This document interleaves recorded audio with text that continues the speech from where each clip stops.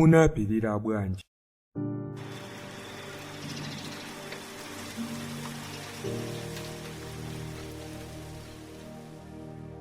Kuona mwana wanu yekhayo kukwapulidwa pa nsanamira, kunkuntha mbali zonse monga mpi, kuzunzika yekha ululu umenewu popanda mtera othesa kupweteka.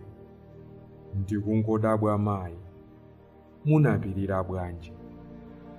Kuyang'ana mwana wanu wokondedwa Yesu, wovekedwa nsangamutu yame ngati mfumu, kuzunzidwa, kunyozedwa ndi kutunduzidwa ngati kapolo, anali wopanda chitetezo. Nkhope yake inali yosamba magazi, zonse chifukwa cha ochimwa osayamika ine kumpulumutsa.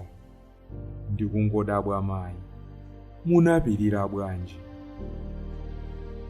Kupenya mwana wanu wachisamba yekhayo, kunyamula yekha kulemera kwa nkhuni ija, anapunthwa ndi kugwa ndi katundu wolemera uja chifukwa cha machimo omwe sanali ake.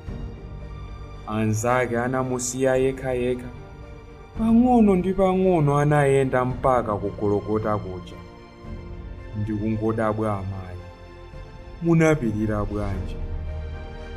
Kuyang'ana asilikali yawo mitima ili mmwamba, kuvula mwana wanu mbulanda pa mtetete. Kodi nkupirira bwanji za manyazizi, koma anachita zonse chifukwa cha ife, kupulumutsa mtundu wonse wa anthu, chotero ufumu wake tingawusata. Ngakhale ndikudabwa mayi, munapirira bwanji? Kuona mwana wanu wokondedwa anagona pakama watsokalo ndi anthu onyamula zida zozaza ndi chidani, koma mwa iye munalibe udani. Anankhomerera misomali m'manja mwake ndi m'mapazi mwake, ndi anthu otani a mtima koma opanda.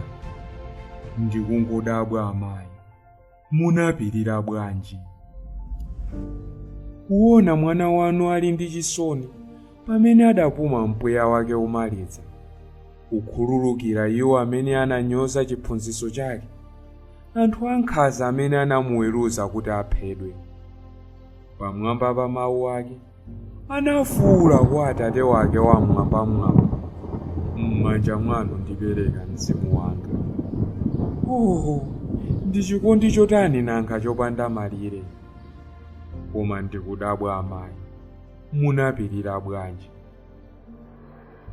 Wokondedwa mayi Mariya, ndisafe nkukoma kwa zoyipa zanga, ndioneseni njira ya mwana wanu Yesu, pakuti inu mukudziwa bwino lomwe mtanda wake.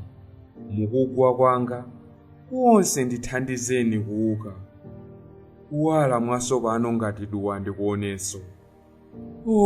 Amayi wokondedwa Mariya, zowawa zomwe munamvazo pepani, pakuti ndine ndemwe pakuchimwa.